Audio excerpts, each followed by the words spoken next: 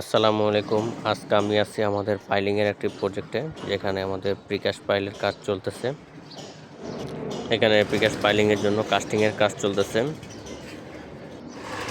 এই যে দেখতে পাচ্ছেন, কাস্টিংয়ের কাজ চলতেছে এবং অন্যদিকে রড বাঁধাইয়ের কাজ চলতেছে। আমাদের এখানে কাস্টিং রেশিও হচ্ছে 1:1.25:2.25 করে কাস্টিং। এই যে রড বাঁধাইয়ের কাজ চলতেছে এবং কাস্টিংয়ের কাজ চলতেছে। সো আমাদের এখানে পাইলের যে লেন্থ সেটি হচ্ছে 45 ফিট করে প্রত্যেকটা পাইলিংয়ের লেন্থ, এবং এর যে টাই রডগুলো বাঁধার নিয়ম হচ্ছে L/3-তে মাঝের অংশে 4 ইঞ্চি করে এবং দুই পাশের অংশে হচ্ছে 3 ইঞ্চি করে, 3 ভাগে বিভক্ত করে ডিজাইন অনুযায়ী। আর যেখানে হচ্ছে আমাদের ডালাইয়ের কাজ শেষ, প্রায় 3টি পাইলিংয়ের কাজ শেষ হয়ে যাচ্ছে, কাস্টিংয়ের কাজ। এখানে সিমেন্ট, বালি, পাথরের রেশিও মেনটেন করে আমাদের কাজ করা হচ্ছে। আর এখানে হচ্ছে রড কাটার কাজ চলতেছে।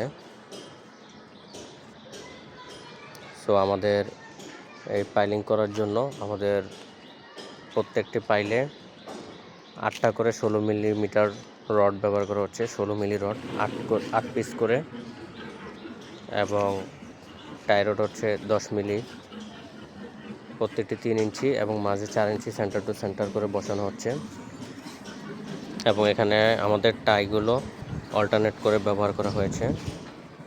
টাই বা স্টিরাপ বাঁধার নিয়ম হচ্ছে সবসময় অল্টারনেটর করে কাজ করা। এই যে দেখতে পাচ্ছেন, আমাদের প্রত্যেকটা অল্টারনেটর করে দেওয়া হয়েছে।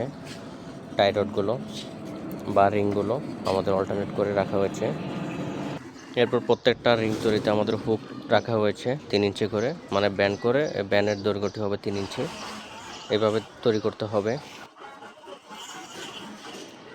আমরা এগুলোর ক্ষেত্রে চেক করব যে এখানে ক্লিয়ার কভারগুলো ঠিক আছে কি না, তারপর এখানে যে রডের যে ল্যাপিংগুলো ঠিক আছে কি না, এরপরে এক জায়গার মধ্যে ল্যাপিং অনেকগুলো পড়ছে কি না, এগুলো আমাদের এখানে চেক করার মূল বিষয়।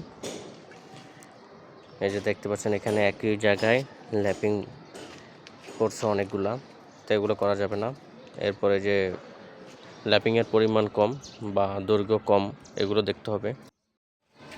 এরপর প্রত্যেকটা রডের বাঁধাইগুলো, টাইয়ের সাথে যে বাঁধাইগুলো, এগুলো সব ঠিকভাবে হয়েছে কি না, কোথাও কোনো গ্যাপ আছে কি না, এগুলো আমাদেরকে চেক করতে হবে।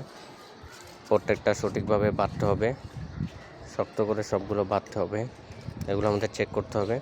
এবং এখানে কাস্টিং প্রপারলি হচ্ছে কি না, এগুলো আমাদের চেক করতে হবে, এবং ভাইব্রেটও ঠিকমতো করছে কি না চেক করতে হবে।